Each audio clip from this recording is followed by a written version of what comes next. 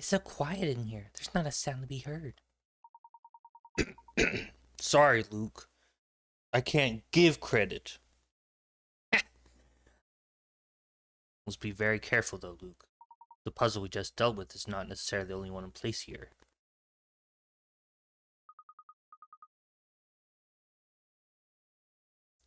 Right you are, Professor. Let's proceed with caution.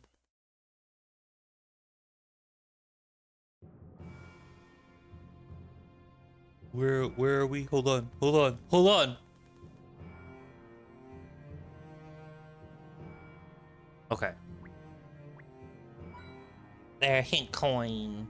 We will find them all.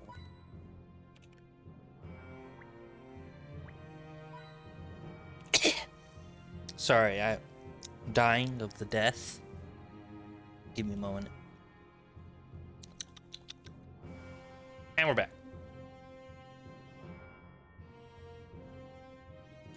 Okay, examine the device. Money.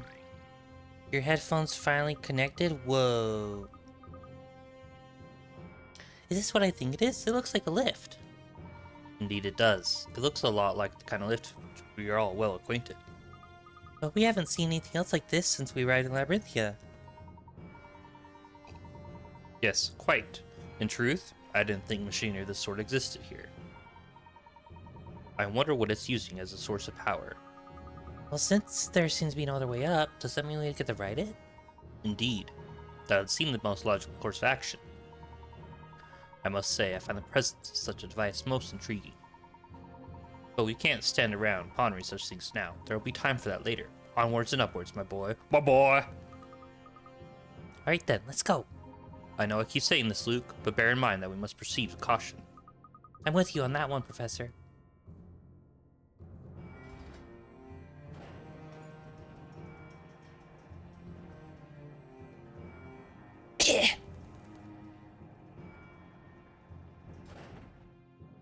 Professor, we stopped. What's going on here? Are we trapped? No, I don't believe so, Luke. Although I do get the feeling that something's about to happen. Something? Professor, what do you mean by something? Luke, stand close to me. Okay.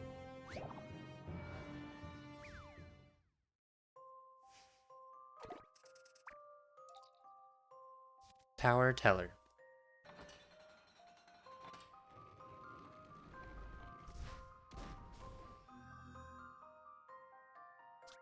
A stone statue stands before you. Beneath it lies a panel of what appears to have once been a crest of some kind, now a disjointed mess. Move the panels by touching the areas to connect them, and rearrange the pieces so the crest is correctly displayed. Okay.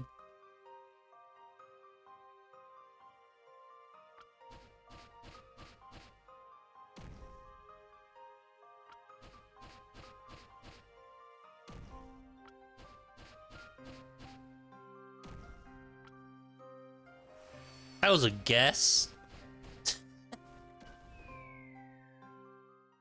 Allow me to show you my puzzle-solving skills. Ah, the joy of solving puzzles. Correct. You can sense the approaching presence of a formidable foe in the shadows.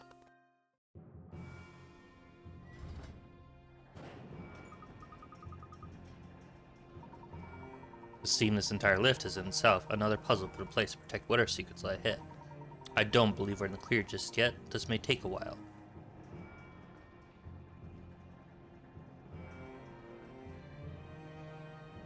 We stopped again. Another stage of the puzzle?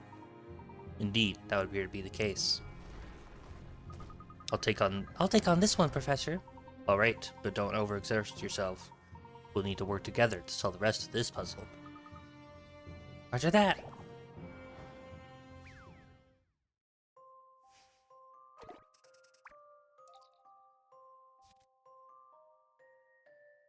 Oh no, Tower Teller 2.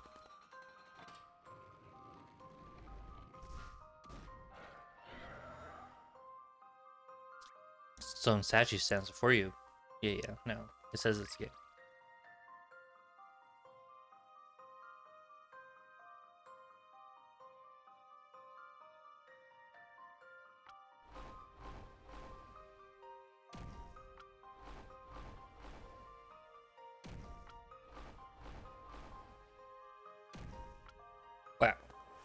Puzzle solved. Okay, that cutscene heavily reminds me of the cutscene from Conker's Bad Fur Day. After he hits the gargoyle with the pan and the gargoyle falls to his death off the bridge. That's what that reminds me of.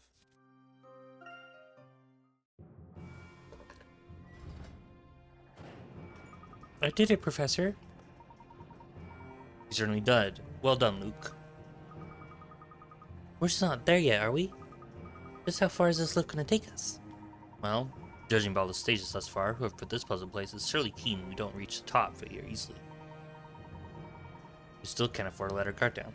A very specific reference. You know, I would play Conkers, but Conker's Bad Fur Day is a hard game. It is not easy. We stopped again. Well then, allow me to take on this one. Why are we doing puzzle sharing? Do not let the boy get puzzled.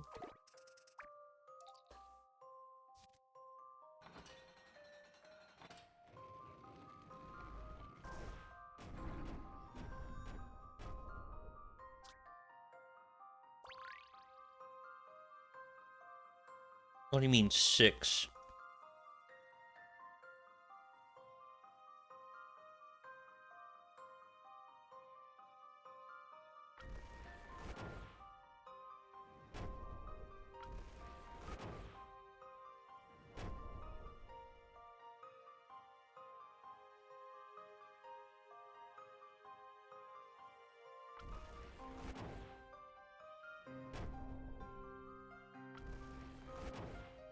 I don't think statues are supposed to squish that much, you know?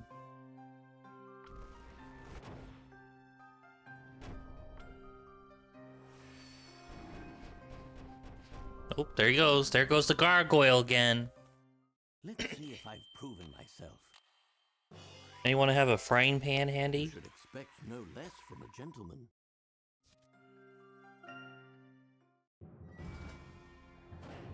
That was an exceedingly difficult puzzle. Was it? The next stop must be our destination. I think you're probably right, Luke. Well, this is it, Professor.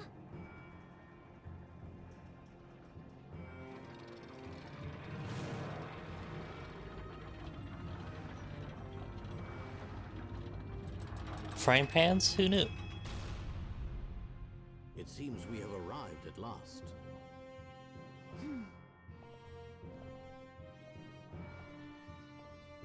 Who knew that gargoyles are exceedingly weak to frying pans? No one.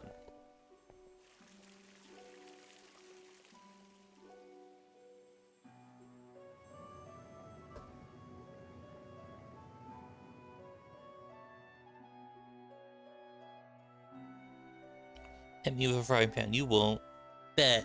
Wow, this is certainly different. There are flowers and plants everywhere. I can even see a water wheel over there. It is a beautiful place. How does the water get up here? This evening's a little chilly. Sorry, I'm allergic to flowers. So, is And this children, the like garden? Luke here. I wish Luke would go away. I think that's probably a safe assumption, Luke. Judging by the abundance of water and rose bushes, it's being well taken care of. I'd be inclined to say the tower seems more akin to a castle. Who'd have imagined we'd end up in a beautiful place like this? Let's investigate. Well, starting off in coins, because, you know, gotta get out them all.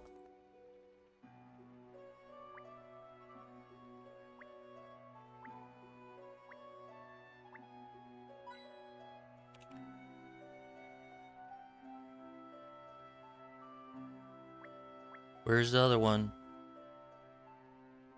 Where is it? Where is it? There it is.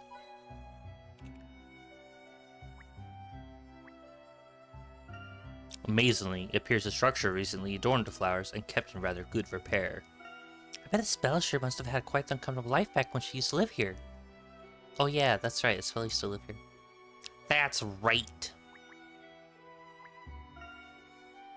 I don't think Labyrinthia will have to worry about water shortages anytime soon, that's for sure. I imagine it must have been quite important to develop a technique for drawing water up to such height. Boop, boop. This must be where the water that surrounds the towers turns into mist, right, Professor? I wonder if this is what is creating the veil mist over the garden.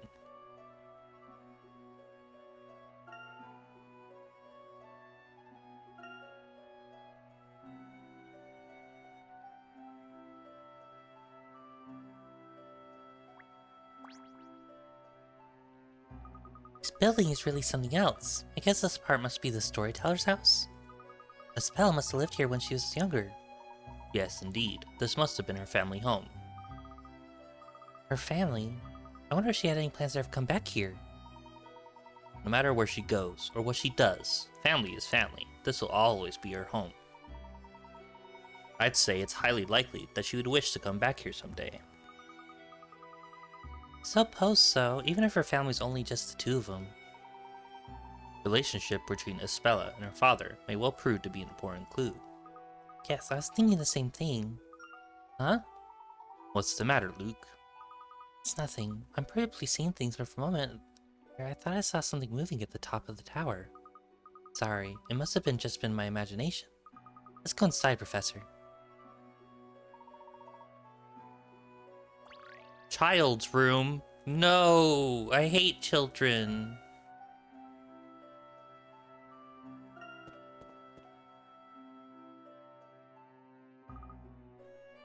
This appears to be a child's room.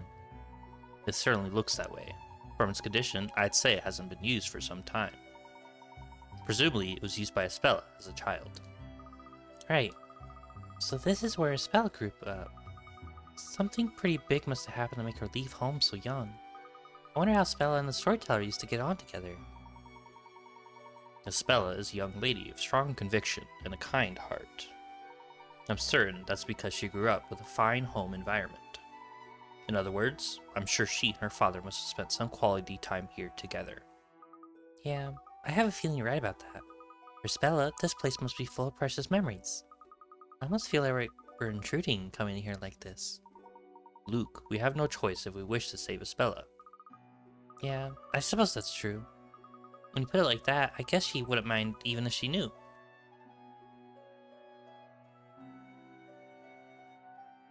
Doop doop doop doop. And coins.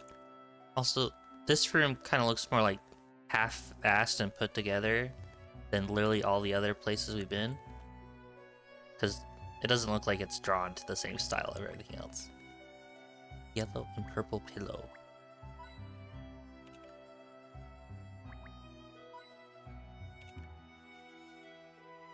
Bed. Crikey! Professor, behind that curtain, there's someone there!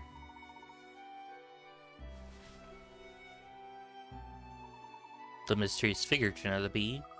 Just a doll. Ooh, that's a relief. My heart was in my mouth. Espella must have played with this doll as a child. What's this? Look, Professor, there's a child's picture book here. It do look weirdly low res. It does. Title is the first story. It appeared to be a handmade children's picture book. I wonder if it was written especially for Espella. It may have well been. Evidently, a great deal of loving care has been put into the writing and illustrations.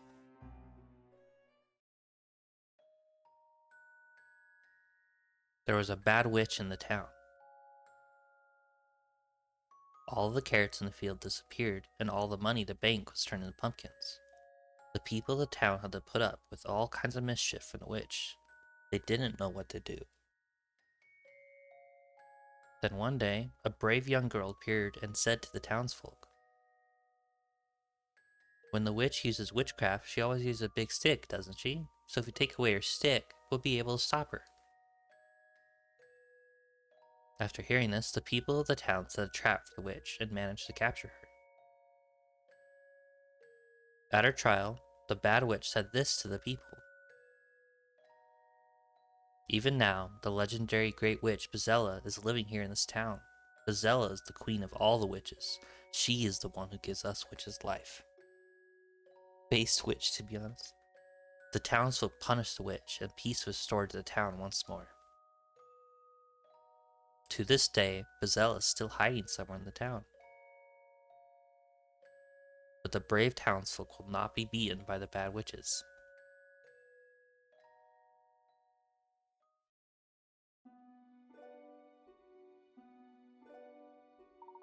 Who'd have thought there would be a fairy tale about Bazella? She's a mysterious character, alright. Tell me, Luke, why do you think the author chose to write about Bazella in a children's picture book? Huh? Well, maybe to make their child behave? Something like, if you don't do as you're told, Bazelle will come and get you. Yes, indeed, that is a possibility. Still, I have to wonder. Why is it that some lowly witch was caught, and not the great Bazella herself? Well, I suppose it is a bit strange. If Bazella herself had been caught, the story could have been brought to a more conclusive ending. Do you think there's some other reason? It's certainly a possibility. I don't suppose there are any other handmade picture books in the room apart from this one. Handmade picture books. I don't see any. I guess that must be the only one. Which would imply this book has some special significance. I guess so. After all, it is handmade. Why she really treasured it. Do you think it was the storyteller who wrote this book? The handwriting does seem very similar to that of the story. This book appears to have been written with a touch more care and attention, but I imagine it was the storyteller who wrote it. He must have written it as a gift from father to daughter. It actually seems really thoughtful, even if the story itself is a little scary. I'd like to take this book to Spella. Yes, let's do just that, Luke. We must take good care of it. We're just gonna ignore the doll that looks like a Spella? Okay.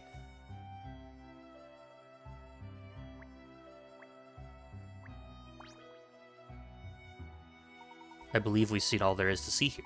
Let's press on, Luke.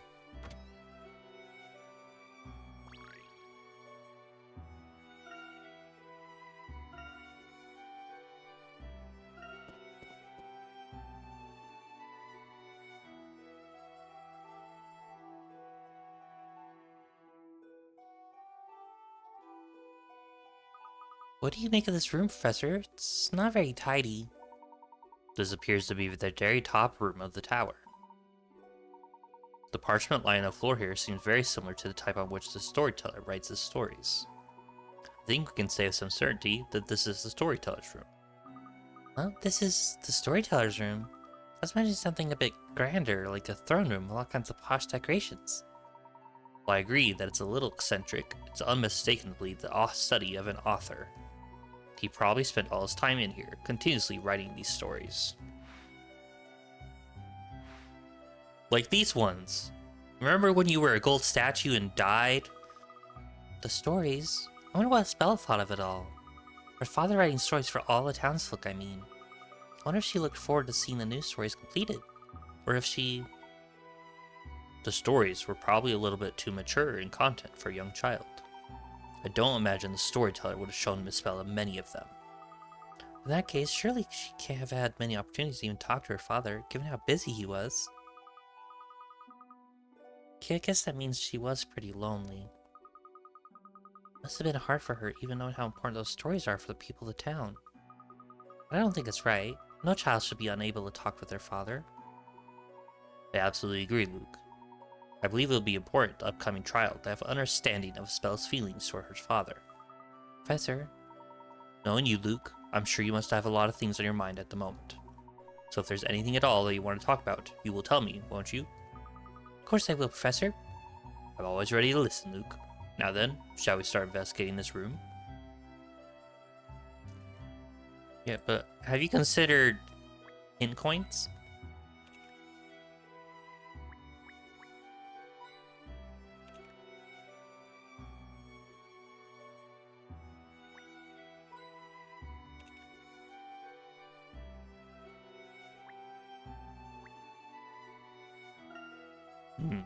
Papers are strewn by the floor. Strange. Doesn't appear as if they've been written on. That sounds a bit silly, but let's try not to trample over these papers, okay, Professor? Luke. Shut up.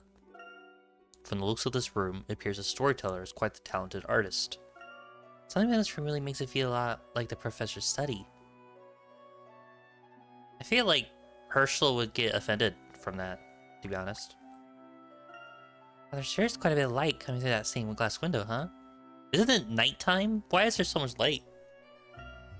I wonder if this is actually the topmost part of the tower.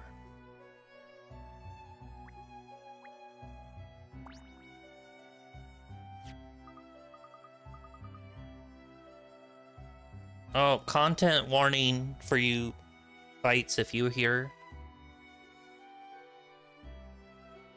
Just so you're aware, I did not know that this would come up again, but it has. Look, Professor, a photograph. Wait, I didn't think they even had photographs in this town.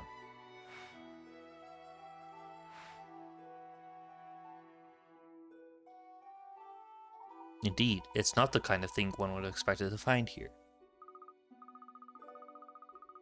Too right. I certainly haven't seen any cameras about since we got here. There's no doubt this is a photo, though. What could that mean? This may be in some way related to the tower being so closely protected.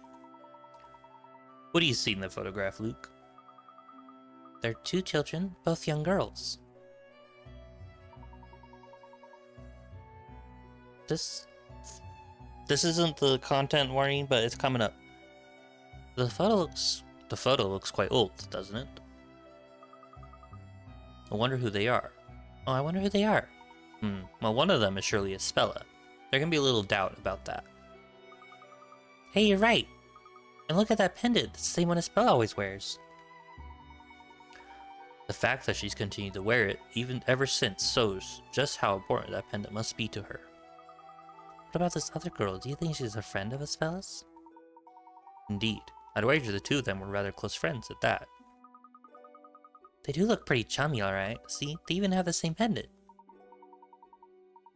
A glimpse into Spella's past, this may well prove to be an important clue. I'd like to ask about it face to face. Let's borrow it for the time being. I wonder if there are any other clues knocking around. Well, I'd say the something that you thought you saw moving earlier is a point worth pursuing. Wasn't this the last room in the tower? I must have been just imagining things. Not necessarily, Luke. If I'm not mistaken, there should be a way to get bidding beyond even this room. Let's look around more closely. There you are, Professor.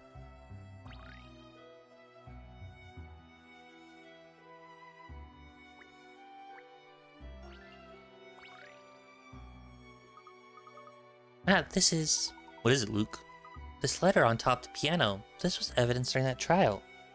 This is the content warning, just so you are aware. That trial, my boy. Yes, the trial about Sir Belduc's death. The trial when you were... Ah, you mean when I was turned to gold. In which case, this letter is the one that the storyteller's owl, Hoot, gave us after we last paid him a visit. Well, yes, it is, but that letter was completely blank, wasn't it? Indeed it was. That was meant to be Sir Belduc's suicide note, which he addressed to the storyteller. His suicide note, you say? But Sir Belduc's butler swapped the letter for some plain sheets of parchment before it got delivered. And those blank sheets were given us by Mr. Hoot, who knew something strange about them. I see. I certainly missed out on some intriguing developments during my absence. The real suicide note was revealed at the trial. But how has it ended up here? Well, I imagine that's quite simple, Luke. It's likely that after the trial, the trial finished, the letter was returned to its rightful owner. It was addressed to the storyteller, after all. Right, I guess that does make sense. I suppose the storyteller finally had a chance to read it then.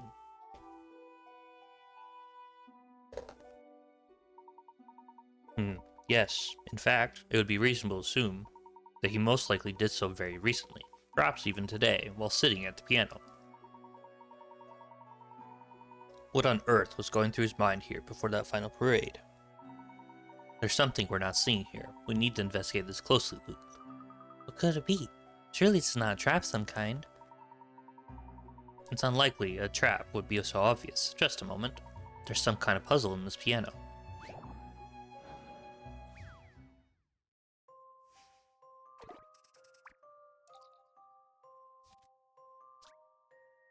Below the stained glass window is written, when the stars have aligned, the goddess shall pluck her harp, bringing forth her serene song. Rearrange the musical notes to create a lovely melody.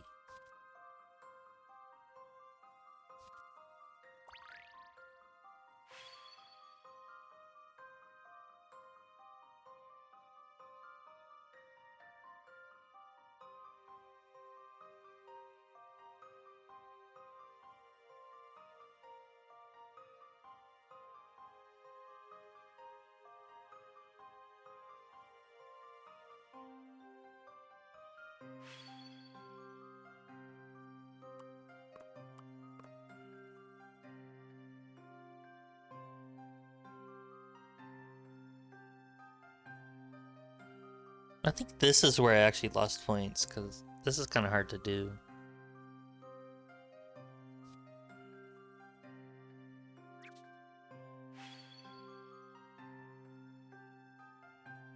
This is hard. I have to wait for it to spin around.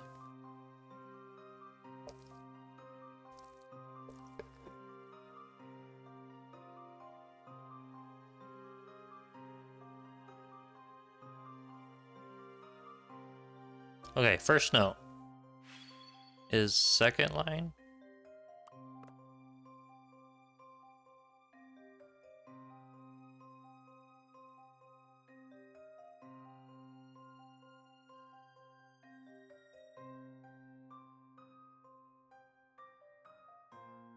Okay, first and second note is 1.5. Okay.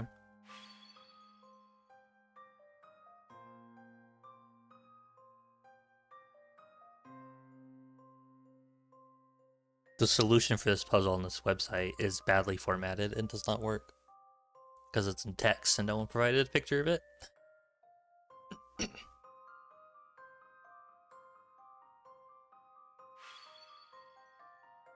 Okay.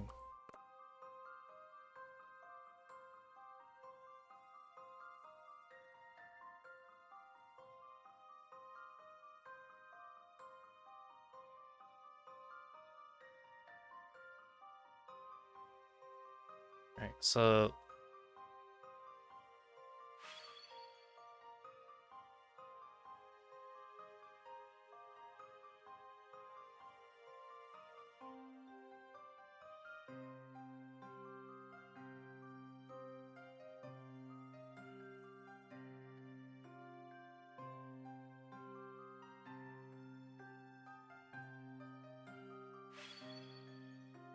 okay, let's see.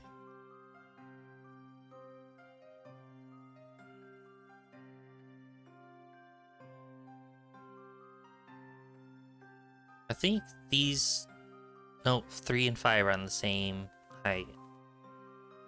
What's note 6? Note 6 is half. Okay. Okay. How about note 7 and 8?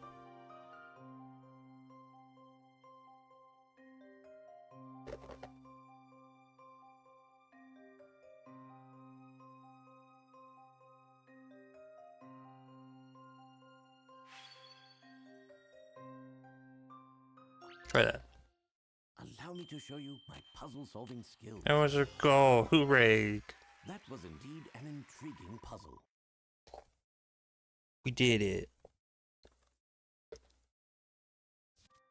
Superb. A loud bang rings through the air as the celestial globe adorning the ceiling begins to move.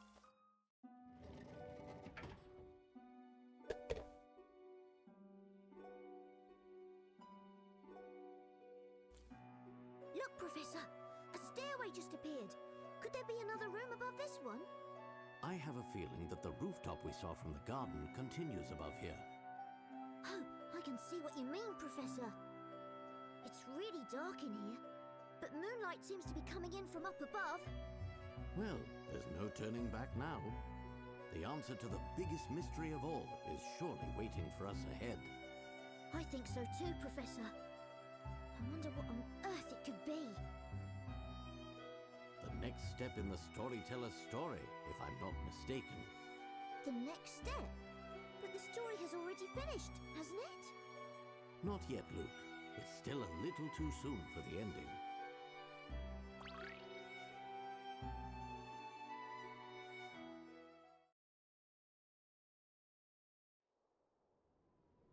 Oh, old man. He's still here. He alive. I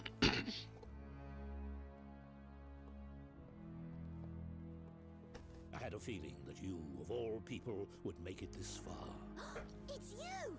I thought so. You are still alive. Professor Layton, I've had enough of your running around, flagrantly contravening the flow of my story. As such, I can no longer ignore your meddling.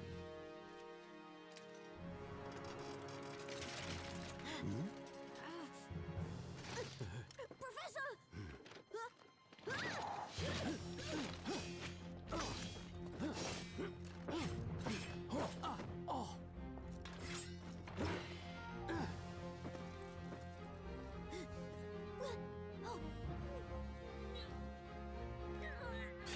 Oh my god.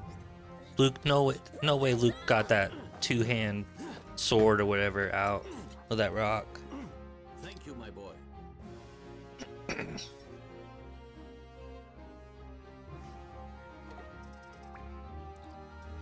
69, wow, nice.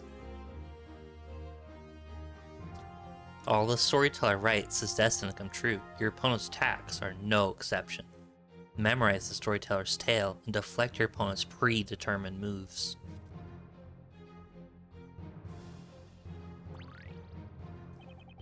I'm afraid your role in the story ends here, Professor. God, what was old man voice? Now allow me to write the tale of your demise. The knight drew his blade as the battle came to a close. He raised his blade overhead and delivered the finishing blow.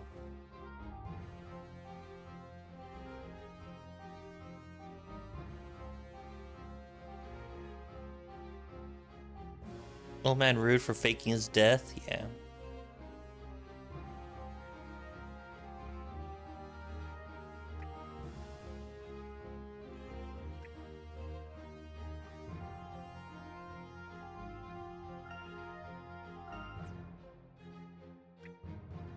Oh, I don't know how he does it.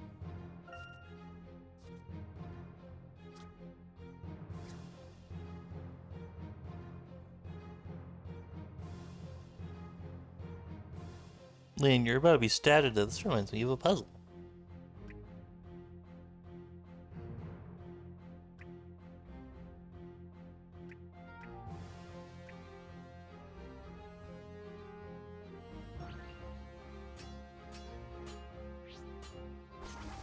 Stab.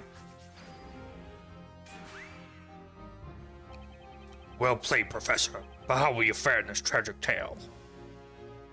A new knight stepped in for his fallen comrade. He slashed quickly, delivering 3 blows before finishing the battle with a 3-hit combination attack.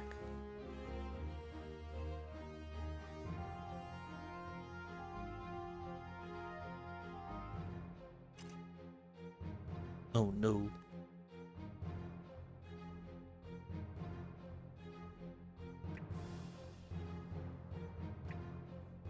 Also, it's really dumb that it only plays once.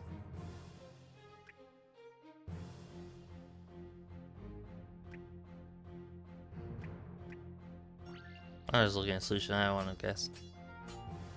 That's sick as fuck to you, that's still to be late on the sword go hard. Think you worked it out, do you? Let's see if you can predict the ending of this final chapter. The final knight drew his sword. As he attacked, he began to vanish into thin air. His movements veiled in the embrace of the shadows.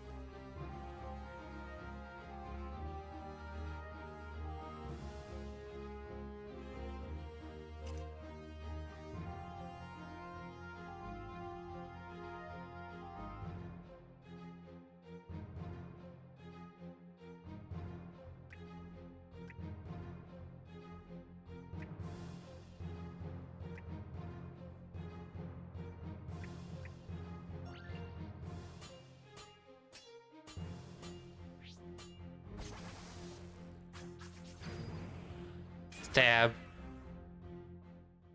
Let's see if I've proven myself. Layton good at sword? Whoa. Who knew? No one. Marvelous. In this case, it would seem that the pen is not stronger than the sword.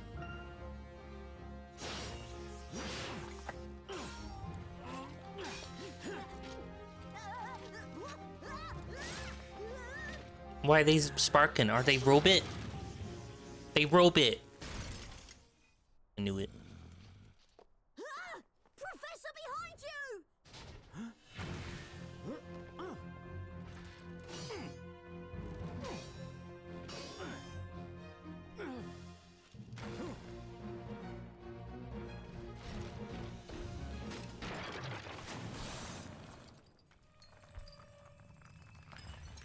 Professor!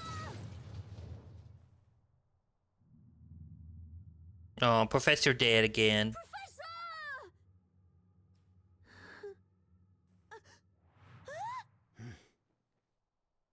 Oh, he fine. Never mind. We lied. Well, now, that was close. Yeah! Storyteller, I'm afraid that the power of your pen is no longer absolute.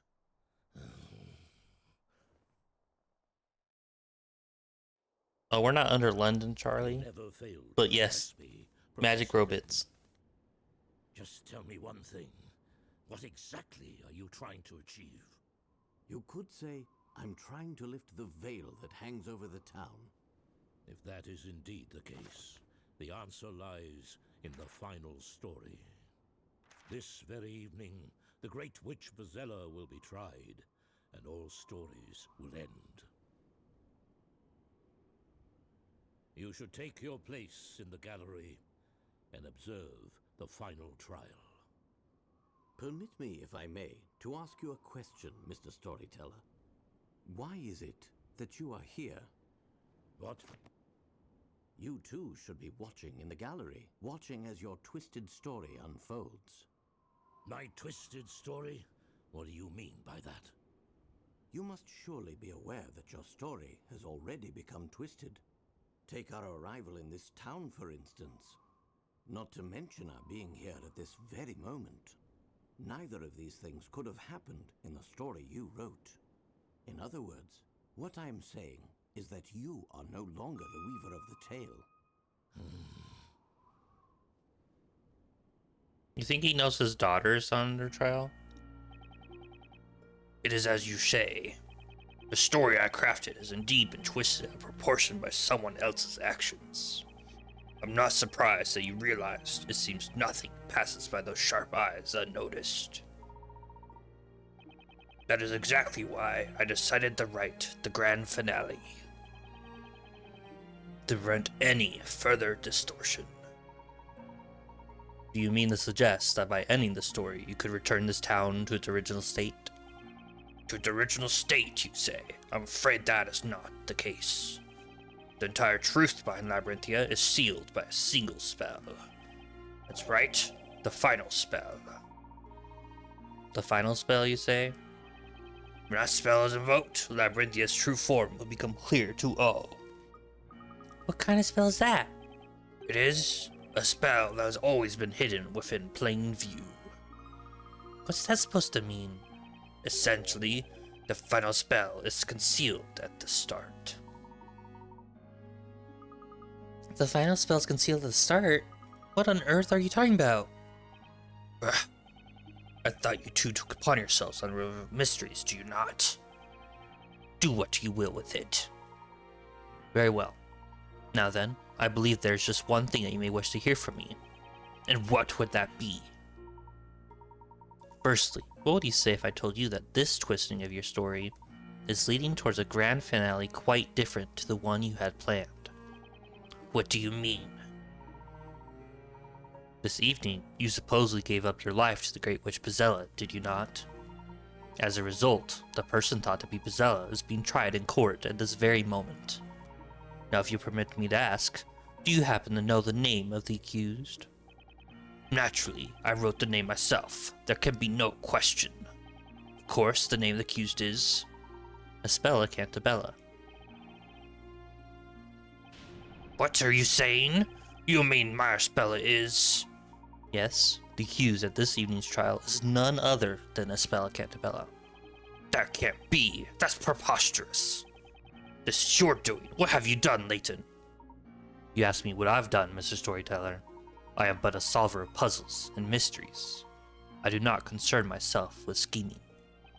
My Spella! Why, how is she the accused? Perhaps you ought to go and see for yourself, Mr. Storyteller. Do you think it's a good idea to just stand here lamenting your daughter's fate? Bro, do you ever read your own shit? What's to be done? Well, Mr. Storyteller, I will be returning to the court. I'd like to witness this grand finale with my own eyes. Yes, before I leave, there's just one thing I'd like to make clear. I do not intend to simply take my place in the gallery and observe the trial. Naturally, there's only one place for me to stand in order to unravel all of these mysteries. You mean to say that you will stand as the defender? Fortunately, the defender's position is already taken. Moreover, Mr. Storyteller, I'm the one who knows the truth. The true identity of the Great Witch Bozella, that is. How can you know? There's only one place at which I should stand in order to assert such a fact. It is not on the side of the defense. Surely you can't mean. Anticipate seeing you again soon, Mr. Storyteller. Layton not our friend? Why Layton be mean to us?